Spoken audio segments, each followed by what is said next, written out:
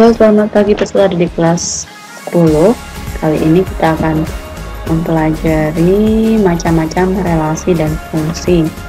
Dan tujuan pembelajaran kita pada pertemuan kali ini adalah pertama, membedakan macam-macam relasi dan fungsi, dan yang kedua, mengetahui sifat fungsi. Baik, kita langsung saja menuju macam-macam relasi. Macam-macam relasi ada 6. Kita langsung ke bentuk yang pertama adalah inverse. Misalkan R adalah relasi dari himpunan A ke himpunan B, dan inverse dari R yang dinyatakan dengan relasi B ke A. Berarti hanya dibalik. Ditentukan oleh seperti ini. Dapat kita lihat bahwa relasi inverse itu hanya tinggal dibalik. Contoh 1, diketahui A sama dengan 1, 2, 3 B X, Y. Maka relasi yang dihubungkan dari A ke B adalah 1 dengan X, 1 dengan Y, kemudian 3 dengan X. Itu adalah relasi dari himpunan A ke B. Maka R inverse-nya atau inverse dari R adalah ini, kita tinggal balik saja, X,1, Y,1 dan X,3. Itu adalah relasi inverse dari B ke A. Selanjutnya, refleksif. Misalkan R sebuah relasi yang didefinisikan pada himpunan A. Relasi tersebut dikatakan refleksif jika untuk setiap E anggota A berlaku A, A anggota R. Contoh 2, himpunan A 1, 2, dan 3, maka relasi 1,1, 1,2, 2,2, 2,3, 3,2, 3,3. Maka relasi R ini bersifat refleksif karena berlaku A, A.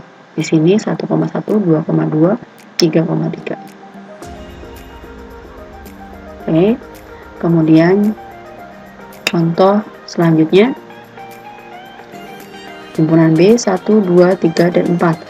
Relasinya 1,1, 2,4, 3,3, 4,1, 4,4. Relasi R ini tidak bersifat reflektif karena di sini tidak ada 2,2. Nah, 2,2 bukan anggota R. Contoh yang keempat adalah himpunan C 3, 4, 5 dengan R memetakan C ke C yang dinyatakan oleh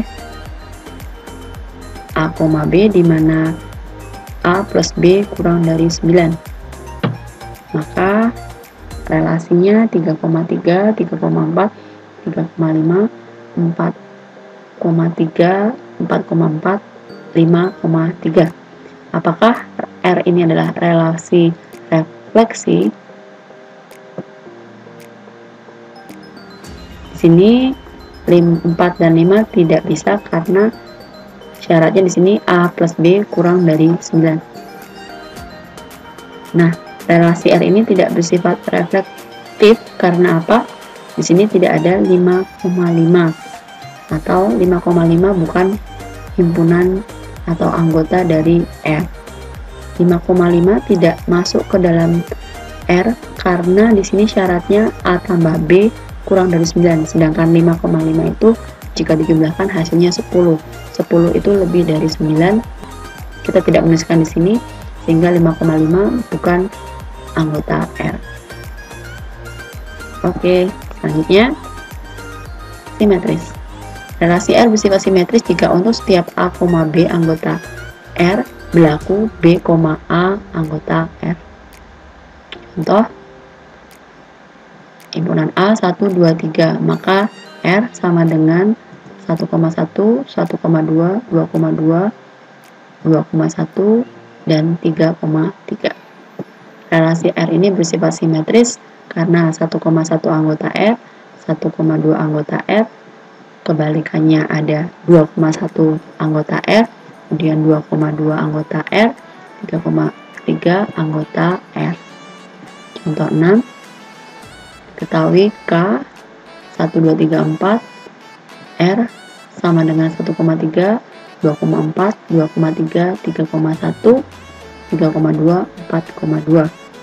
Relasi R ini bersifat simetris karena 1,3 ada di R atau anggota R, kebalikannya juga ada di sini, 2,4 ada di sini juga, kemudian 2,3 anggota R, kebalikannya juga 3,2 anggota R. Contoh yang ketujuh, himpunan B 245, R-nya 2,2, 4,4, 5,5, 4,2. Relasi ini tidak bersifat simetris. Kenapa? Karena di sini 4 anggota R, tetapi kebalikannya tidak ada di R atau bukan anggota R. Jadi R merupakan relasi simetris jika dan hanya jika R sama dengan R inverse.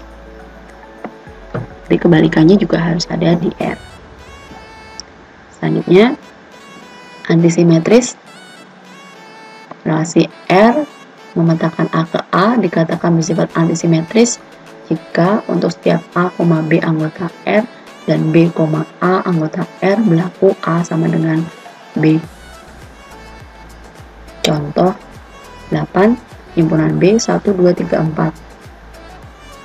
R 1,3, 2,4, 4,2, dan 4,4. Relasi ini bukan antisimetris. Kenapa? Karena 2,4 kebalikannya 4,2. Tetapi di sini 2 tidak sama dengan 4.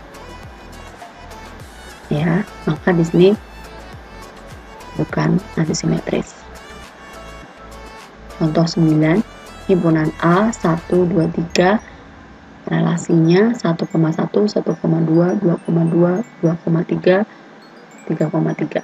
Relasi ini merupakan relasi antisimetris karena 1,1 anggota R, 1,2 anggota R, 2,2 anggota R, 2,3 anggota R, 3,3 anggota R.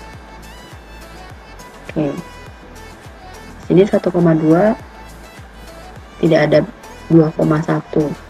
Nah, dan di sini berlaku A sama dengan B. Jadi 1,2 tidak apa-apa masuk ke R walaupun tidak ada kebalikannya. Begitu juga dengan 2,3.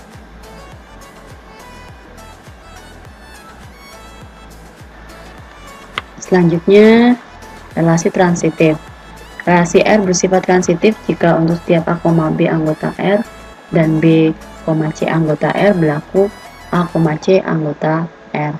Contoh, himpunan A 1, 2, 3, relasi 1,2, 2,1, 1,1, 2,2, 3,3, 2,3, dan 1,3. Relasi R ini merupakan relasi transitif. Kenapa?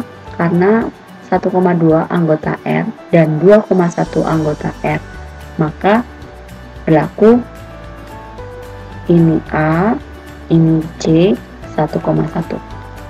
Kemudian 2,1 anggota R dan 1,3 anggota R, maka 2,3. Kemudian yang lain mungkin 2,2 dengan 2,3, maka 2,3. Hasilnya juga ada di sini. Kemudian 1,3 dengan 3,3, hasilnya 1,3 juga ada di sini. Maka R merupakan relasi transitif. Contoh yang selanjutnya, contoh 11, B sama dengan 1,2,3. R-nya 1,1, 1,2, 2,2, 2,3, 3,2, dan 3,3. Relasi R ini tidak bersifat transitif karena 1,2 anggota R dan 2,3 anggota R, hasilnya harusnya 1,3, tapi di sini 1,3 tidak ada di R. Yang keenam, ekuivalensi. Relasi R bersifat ekuivalen jika relasi tersebut bersifat refleksif, simetris, dan transitif. Contoh, himpunan A 1,2,3, R 1,1, 1,2, 2,2, 2,1, dan 3,3. Relasi R bersifat ekuivalen jika relasi tersebut bersifat satu refleksif. Relasi R merupakan relasi refleksif karena satu anggota A, dua anggota A, tiga anggota A, maka 1,1 anggota R, 2,2 anggota R, dan 3,3 anggota R. Ya, 1,1, 2,2, 3,3 ada semua di R ya. Kemudian 2, relasi R merupakan relasi simetris karena selain 1,1, 2,2, 3,2 itu juga simetris, maka 1,2 di sini juga simetris dengan 2,1. Yang ketiga, relasi R merupakan relasi transitif karena 1,1 anggota R, 1,2 anggota R, maka A, C 1,2 juga anggota R. Ada di sini. Kemudian 1,2 dan 2,2, maka A, C 2,1 dan 2,1 anggota R. Baik, saya rasa cukup untuk macam-macam atau jenis-jenis relasi. Selanjutnya kita ke macam-macam fungsi, namun sebelumnya kalian bisa istirahat terlebih dahulu. Silahkan kalian beristirahat, nanti setelah cukup kita akan masuk lagi ke macam-macam fungsi.